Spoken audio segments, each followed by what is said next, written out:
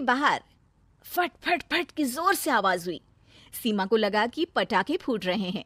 वो डर के मारे घर से बाहर निकली। देखा तो सामने योगेश यानी कि पतिदेव एक बुलेट बाइक पर बैठे हैं। अरे डर गई क्या? बाइक लेकर आया हूँ तुम्हें घुमाने के लिए। सच में? मुझे लगा पटाखे फूट रहे हैं। अरे पटाखे भी फूटेंगे और मिठाई भी बटेगी। माँ को तो बुलाओ। माँ भी बाहर आ जाती है। अरे योगेश बेटा, इतनी जल्दी आ गया? और ये गाड़ी किसकी है? साहब की है? हाँ माँ, तुम्हारा बेटा साहब से कम है क्या? मेरी ही है। अरे बेटा, इतनी बड़ी गाड़ी ले ली, इससे तो तू घोड़ा ही ले लेता। महंगी पड़ी होगी ना? माँ महंगी सस्ती छोड़ो और मिठाई लाया हूँ, गांव में बंटवा दो। अरे बंटवा क्यों दो? पीछे बैठो, गांव में बांट कर आते हैं। सब खुश थे। योगेश गांव के बाहर एक कोयले की खदान में मजदूरी करता था। मेहनत और अकल से उसने वहां ठेकेदारी का काम सीख लिया और सूझबूझ से ठीक ठाक पैसा बनाने लगा। गांव में बात फैल गई कि योगेश के घर धमाका गाड़ी आई है। ऐसी गाड़ी पहले कभी किसी ने गांव में तो देखी नहीं थी। योगेश और माँ गाड़ी से वापस घर आ जाते हैं। बेटा, बाबूजी ऊपर से देख रहे होंगे और आशीर्वाद भी दे रहे होंगे तुझे। वो होते तो उनको भी घुमाता माँ। पूरे गांव में नाच नाच के मिठाई बांटने जाते। जैसे मैंने नाच नाच के बांटी थी जब वो अपने लिए एक साइकिल लेकर आए थे। बस बस, बाबूजी दो बात भी सुनाते कि फटफट वाली फटफटी ले आया। सीमा आगे कहती है, अपने लिए तो ये गाड़ी ले आए और मेरे लिए? अरे ये गाड़ी तुम्हारे लिए ही तो है। पक्का मेरे लिए है? अरे पक्का तुम्हारे लिए है।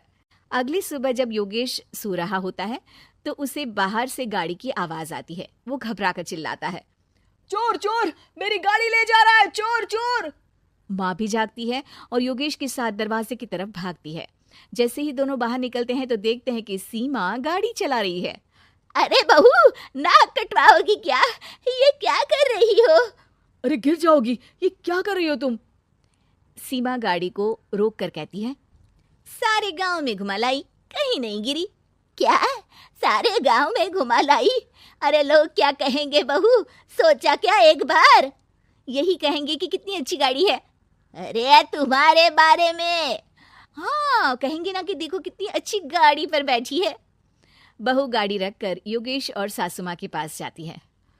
तुमने कब गाड़ी चलाना सीखा? हमारे बाबूजी के पास पुरानी स्कूटर थी, सीख ली। फिर स्कूल में एक मास्टर जी भी ऐसी ही गाड़ी लेकर आते थे, उन्होंने सिखा दी। हाँ, स्कूल के मास्टर आजकल यही सब तो सिखा रहे हैं। पढ़ाई का कुछ सिखाते तो कुछ भला होता। अरे बहू, अब गाड़ी मत चलाना। हमारे परिवार में कभी किसी औरत ने पीछे से आगे की सीट पे आने की हिम्मत नहीं की है। तुम भी मत करना, समझी? जी समझ गई माँ जी। सीमा सास की बात सुनकर चुपचाप रसोई में जाकर उदास होकर खाना पकाने लगी है। सास सुबह सुबह मंदिर से पूजा करके लौट रही होती है। तभी उसे दो औरतें रोक लेती हैं और कहती हैं, अरे बहू को थोड़े अच्छे लक्षण भी सिखा दो। गाड़ी चलाने निकली थी, गांव की मर्यादा का कोई ख्याल नहीं है। वही तो। अरे पैसे आने लगे हैं तो क्या मतलब कि किसी रीति रिवाज को नहीं मानोगे? अरे समाज में रहना है तो समाज के ढंग से ही रहना पड़ता है। अरे लाज भी नहीं आई बहू को? चूल्हे चौके से निकलकर सीधे गाड़ी लेकर चौराहे चबूतरे नाप लिए, फट फट फट करते हुए। अरे कुछ कह देना उसे। अरे ये क्या कहेगी? बूढ़ी सास है, इनकी थोड़ी ना चलती होगी घर में। हाँ, बहू की ही चलती होगी, मर्जी भी और गाड़ी भी। सास सब सुनकर घर आती है और बहू को चिल्ला के बुलाती है, अरे नाक कटवा दी सबके सामने गाड़ी चलाकर। औरत जात गाड़ी नहीं चलाती। शहरों में तो 4 पहियों वाली गाड़ी भी चलाती हैं और हेलीकॉप्टर, हवाई जहाज भी। शहर में थोड़ी ना रहती हो मैडम साहिबा। आज के बाद गाड़ी से ही नहीं, यूं भी निकलना बंद तुम्हारा घर से। माँ सही कह रही है, कहीं भी जाना हो तो मुझे बता देना, मैं लेकर चलूंगा। आज माँ को तुम्हारे कारण कितनी बातें सुननी पड़ी। इतना कहते हुए योगेश वहां से चला जाता है। बारिश की वजह से कारखाने के रोड पर कीचड़ रहता है। इसीलिए योगेश गाड़ी घर रख कर जाता है और किसी से लिफ्ट लेकर कारखाने पहुंचता है ताकि नई गाड़ी गंदी ना हो। लेकिन शाम को इतनी तेज बारिश होती है कि उसे वापस आने का कोई साधन ही नहीं मिलता।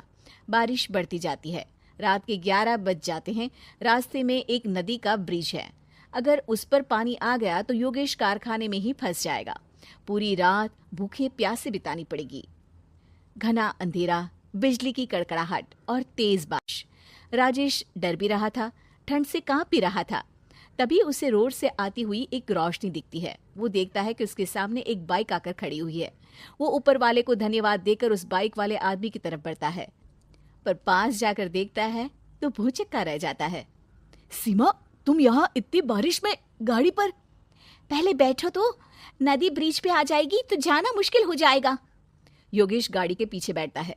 सीमा गाड़ी चला रही है। मैंने तो तुमको पहचाना ही नहीं। गाड़ी की आवाज तो पहचानी होगी ना। अरे पर मुझे नहीं पता था कि तुम आओगी। अच्छा किया कि तुम आ गई। माँ नहीं आने दे रही थी, पर हमेशा पति पत्नी की रक्षा थोड़ी ना करेगा, पत्नी को भी तो करनी चाहिए। योगेश को सुबह अपने किए पर पछतावा होता है। उसकी आंख में आंसू आ गए जो बारिश की बूंदों में बह गए थे। उसके बाद सीमा को सास ने और योगेश ने खुशी खुशी समाज की सीमा लांघने की मंजूरी दे दी। अब वो जहां भी जाती फट फट फट गाड़ी पे ही